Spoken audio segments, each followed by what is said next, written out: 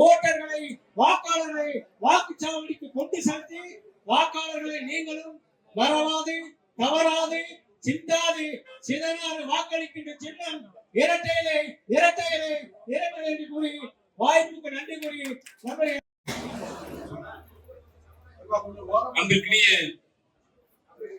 கழகத்தினுடைய முன்னோடி உயர்திரு சட்டமன்ற வேட்பாளராக இங்கே பேரவைக்கு செல்லவிருக்கிற களத்திலே இன்றைக்கு நின்று கொண்டிருக்கிற அண்ணன் கடம்பூர் ராஜ் அவர்களை நிறுவன தலைவர் பொன்மன செம்மல் புரட்சி தலைவர் எம்ஜிஆர் அவர்களை வணங்கி புரட்சி தலைவருக்கு பின்னால் இந்த இயக்கத்தை இந்திய துணை கண்டத்திலே 3வது செயல் இயக்கமாக உயர்த்தி காட்டி மக்களால் நான் மக்களுக்காகவே நான் என்று வாழ்ந்து மறைந்த அம்மா அவர்களை வணங்கி அந்த வகையில் எடப்பாடியார் அவர்கள் நேற்றைய முன்தினம் நம்ம தென் மாவட்டங்களில் பல பகுதியில் சுற்றுப்பயணம் செய்து நமது மாவட்டத்தில் கோவில்பட்டியில் நடைபெற்ற பிரம்மாண்டமான கூட்டத்தில் இந்த அனைத்து அண்ணா திராவிட முன்னேற்ற கழகம் மற்றும் கூட்டணி வேட்பாளர் ஆதரித்து பிரச்சாரத்தில் மக்கள் எழுச்சியை காண்கின்ற நேரத்தில் இந்த தேர்தலில் ஒரு நிதர்சனமான உண்மை வெளிப்பட்டிருக்கின்றது. இந்த வெளியாட்சி வீட்டுக்கு செல்ல வேண்டும், ஆட்சி மாற்றம் ஒன்றுதான் தீர்வு என்ற நிலையில மனநிலையில இன்றைக்கு மக்கள் இருக்கிறார்கள் என்பதை கண்கூடாக காண முடிகிறது. அந்த வகையில் இந்த தேர்தல் முடிவு திராவிட முன்னேற்ற கழகத்தில் வெளியாட்சி வீட்டுக்கு அனுப்பி மாண்புமிகு அம்மாவின் ஆட்சி மலர்கின்ற தீர்ப்பை வழங்குவார்கள் என்ற முழு நம்பிக்கையோடு நாங்கள் தேர்தல் பணியாற்றுகிறோம். திமுகவினர் சென்னைக்கு டெல்லிக்கு தான் போட்டி இல்லை,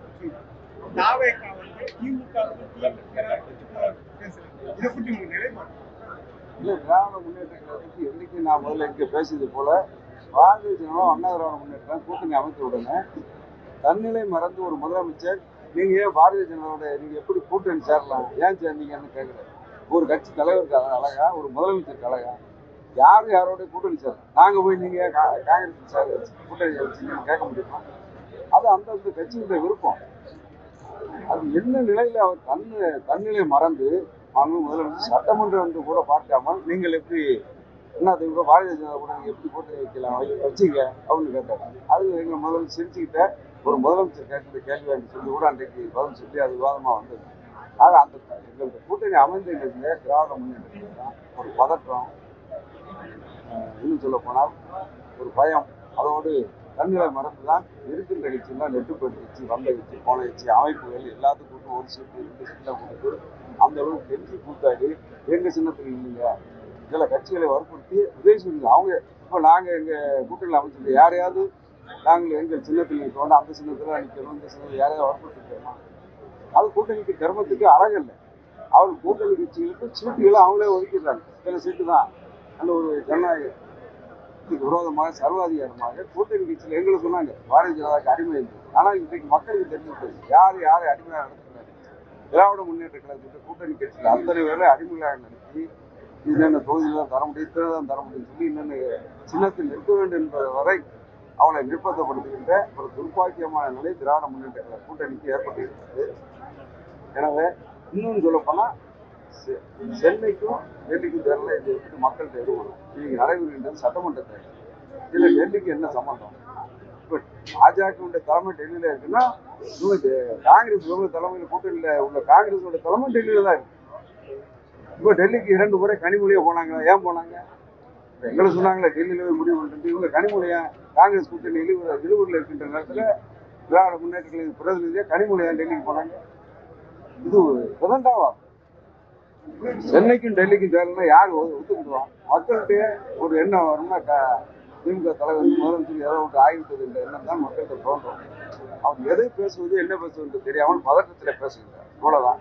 தாவகத்தை பற்றி எங்களுக்கு எந்த நிலைப்பாட்டை பற்றி எங்களுக்கு கருத்து அவசியம் இல்லை. ஏன்னா எங்களுடைய ஒரே லட்சியம், ஒரே கொள்கை, ஒரே நோக்கம் திராவிட முன்னேற்ற கழக ஆட்சியை வீட்டுக்கு அனுப்புவது. மாண்புமிகு அம்மாவின் ஆட்சி வந்தால்தான் தமிழ்நாட்டு விடிவாளம் மக்கள் இருக்கின்றார்கள். அதை நோக்கி நாங்கள் பயணம் செய்கிறோம். தவிர எங்களுடைய கண்ணுக்கு தெரிகிறதெல்லாம் திராவிட முன்னேற்ற கழகம் அந்த கூட்டணிக்கு நிறுத்த வேண்டும், திராவிட முன்னேற்ற கழக ஆட்சியை வீட்டுக்கு அனுப்ப வேண்டும் என்ற ஒரே நோக்கத்தில் தான் நாங்கள் தேர்தலை சந்திக்கின்றோம். தவிர எங்கள் கண்ணுக்கு திராவிட முன்னேற்ற கழக கூட்டணி தவிர வேற எவரும் எங்கள் கண்ணுக்கு தெரியாது, தெரிய வேண்டிய அவசியமும் இல்லை. அதிமுக சார்பிலிருந்து வருகை சமாஜத்துக்கு உட்குறிக்கு வந்து சீட்டு வழங்கப்படும். அதை வந்து நான் வரவேற்கிறது தொல்திருமான் பதிவு பெற்றிருக்காங்க. ஆனா அவங்களுடைய உயிருக்கு ஆபத்துன்னு சொல்லி தற்போது கருத்து விமர்சனம் வச்சிருக்கேன். இதை பத்தி கருத்து இல்ல, அவருடைய உயிரை ஆம்ஸ்டாங்கோட உயிரை காப்பாற்ற தவறிய ஆட்சி தான் திமுக ஆட்சி. எனவே அந்த வழி அந்த குடும்பத்தில் அவருடைய மனைவியாக இருந்தாலும் அவர் ஒரு சராசரி பெண்ணு தான். அவரை பொறுத்தளவுல அவர் ஆம்ஸ்டாங் என்பவர் பகுஜன் சமாஜ்வாடி கட்சியின் தலைவராக இருந்தாலும் அவருடைய மனைவியை பொறுத்தவரை அவருக்கு அவர் கணவர். அந்த வழி அவருக்கு இருக்கும். நம்முடைய அரசியல் கட்சியுடைய தலைவர் இந்த ஆட்சியில சாதாரண மக்களுக்கு மட்டுமல்ல அரசியல் கட்சி தலைவர்களுக்கே பாதுகாப்பு என்பதை நிரூபித்த ஒரு சம்பவம் தான் ஆம்ஸ்டாங் கொலை பட்ட பகுதியிலே தலைநகர் சென்னை. இன்னும் சொல்ல போனால் திருநெல்வேலியில ஒரு மாவட்டத்தில் காங்கிரஸ் மாவட்ட தலைவர் ஜெயக்குமார் என்பவர் படுகொலை செய்யப்பட்டு இன்று வரை குற்றவாளிகளே கண்டுபிடிக்கப்பட முடியவில்லை. இதெல்லாம் இந்த ஆட்சியில சட்டம் ஒழுங்கு எந்த அளவுக்கு இருந்தது, அரசியல் தலைவர்களுக்கே பாதுகாப்பு இல்லை என்று சொன்னால் வேங்க வயலில் திருமாவளவன்லாம் எதை பற்றி பேசுவது கூட்டிலே இருந்து தார்மீக அடிப்படையில் தார்மீக உரிமையை இழந்து விட்டார். இந்த வேங்க வயலில் இந்த காலத்தில் நாடு சுதந்திரப்பட்டு 75 ஆண்டுகளை தாண்டி இருக்கின்ற நேரத்தில் மனிதர்கள் குடிக்கின்ற குடிநீரில் மனித கலத்தை கலந்த கொடுமை இந்தியாவிலே தமிழகத்தில் நடந்தது. அதுவும் ஒரு தாழ்த்தப்பட்ட மக்கள் வசிக்கின்ற பகுதியில் அதை கேட்பதற்கு துப்புட்டு அதை இதுவரை கண்டுபிடிக்க குற்றவாளிகள் கண்டுபிடிக்கப்படவில்லை. இதையெல்லாம் கேட்க வேண்டிய திருமாவளவன் அவர் கண்ணீர் விட்டு கண்ணீரும் கம்மலையுமாக தான் அந்த கூட்டணியை தொடர்கிறார். இதுதான் வெற்றி பெற்றவர்களே மக்களுக்கு முக்கியமாக என்ன செய்ய முடியும்? முக்கியமாக நான் ஏற்கனவே நிலுவையில் இருக்குது. நாங்கள் ஆட்சிக்கு வந்திருந்தால் கோவில்பட்டி தலைநகராக கொண்டு ஒரு புதிய மாவட்டத்தை உருவாக்க வேண்டும். ஏற்கனவே 12 ஊராட்சிகளை இங்கே இணைக்க வேண்டும் என்று சொல்லி பலமுறை இளைஞர்களுக்காக இணைக்க வேண்டும் என்று சொல்லி பலமுறை சட்டமன்றத்திலே குரல் எடுத்து கவன ஈர்ப்பு தீர்மானம் கொடுத்து தொடர் நடவடிக்கையின் காரணமாக இந்த அரசு முடிவு எடுத்ததை தவிர அதை கூட ஒரு அறிவிக்கவில்லை. இறுதியாக இங்கே உள்ள பல்வேறு அமைப்புகள் நீதிமன்றத்துக்கு சென்று நீதிமன்றத்தின் மூலமாக தான் அந்த இணைப்பு நடைபெற்றது. அதுக்கு நான் முழு காரணமாக இருந்திருக்கிறேன் அந்த இணைப்புக்கு. அதே போல ஜிஎஸ்டி தீப்பெட்டி வரியை வெகுவாக குறைத்திருக்கின்றோம். இனிமேல் லைட்டர் உற்பத்தியை தடை செய்ய வேண்டும், லைட்டர் விற்பனை தடை செய்ய வேண்டும். அந்த நிலையை மத்திய அரசுக்கு கொண்டு சென்று கிட்டத்தட்ட முடிக்கும் தருவாயில் இருக்கின்றது. தேர்தல் அறிவிப்பு வந்ததினால் அந்த முடிவு வரவில்லை தவிர நிச்சயமாக தடை வாங்கி தருகின்ற நிலையில் இருக்கின்றது. அதை தேர்தலில் வெற்றி பெற்றவுடன் தீப்பெட்டி தொழிலை பாதுகாப்பதற்கு அந்த லைட்டர் தடையை பெற்றுத் தருகிறேன். ஜிஎஸ்டி 5% 12% 18 12 ஆகிட்டு இப்போ 5% முற்றிலும் நீக்க வேண்டும் என்ற கோரிக்கை தீப்பெட்டி அதையும் மத்திய அரசும் நிச்சயமாக தேர்தல் முடிந்தவுடன் வலியுறுத்துவோம். விவசாய விளைபொருளுக்கு இங்கே குளிர்பதன வசதியோடு சிறுதானியங்கள் உற்பத்தியில் நமது பகுதி மானாவாரி விவசாயத்தில் அபரிமிதமான விளைச்சலை பெற்று மக்காச்சோளம் போன்ற சிறுதானியங்கள் பருத்தி மிளகாய் போன்றெல்லாம் தெரிவித்து உற்பத்தியாகிறது. அதற்கு குளிர் சாதன கிடங்குகளை அமைக்க வேண்டும் என்ற கோரிக்கை இருந்தது. அதையும் நான் போன முறை தேர்தல் வாக்குறுதியாக சொல்லியிருந்தேன். ஆட்சி மாற்றத்தின் காரணமாக இவற்றை தொடர்ந்து இந்த ஆட்சியில் வலியுறுத்தினோம். அது அமைக்கப்படவில்லை, அது அமைக்கப்படும். எல்லாவற்றுக்கும் முத்தாய்ப்பாக பம்பை ஆற்றில் வைகோட்டையில் இணைப்பது நீண்ட காலமாக நிலுவையில் உள்ள பிரச்சனை. இது தொடர்ந்து 4 முறை பேச்சுவார்த்தை அளவில் நடைபெற்றிருக்கிறது. இன்னும் சொல்ல போனால் முன்னாள் முதலமைச்சர் விரைவில் முதலமைச்சராக வர இருக்கின்ற எடப்பாடியார் அவர்கள் பொதுப்பணித்துறை அமைச்சராக இருந்து அவரே 2 முறை சென்று கேரளாவில் எங்கள் நீர்ப்பாசனத்துறை அமைச்சரோடு பேச்சுவார்த்தையில் ஈடுபட்டிருக்கிறார். அவருக்கு அது முழுமையாக தெரியும்.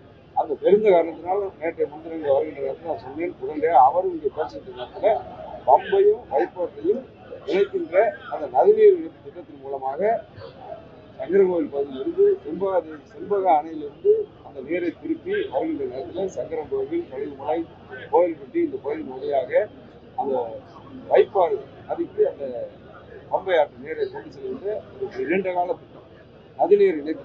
அதைத்தான் நாங்கள் லட்சியமாக இருக்கிறது. இந்த ஆண்டு நாங்கள் வெற்றி பெறுவோம். எங்கள் ஆட்சி அமையும்.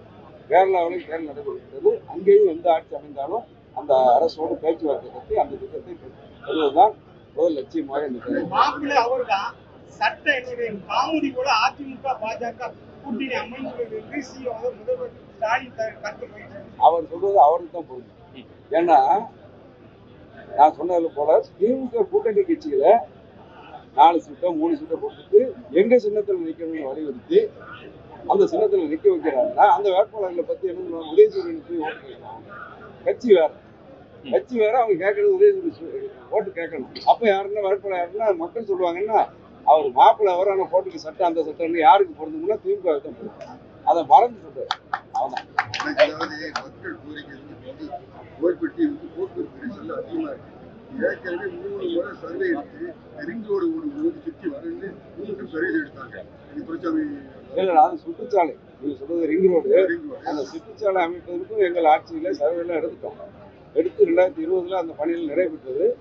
அதுல என்ஹெச்ல இருந்து பெர்மிஷன் வாங்கணும். ஏன்னா தேசிய நெடுஞ்சாலையில இருந்து 4 வழிச்சாலையில இருந்து அந்த சுற்றுச்சாலை அமைக்கப்பட வேண்டும். அதுல இருந்து பிரிக்கப்பட வேண்டும் என்று சொன்னால் மத்திய அரசுல அனுமதி பெற வேண்டும். அந்த அனுமதி பெறுவதற்கு உண்டான கோப்புகள்லாம் தயார் செய்யப்பட்டு அன்றைக்கு டெல்லிக்கெல்லாம் மத்திய அரசுக்கு அனுப்பப்பட்டது.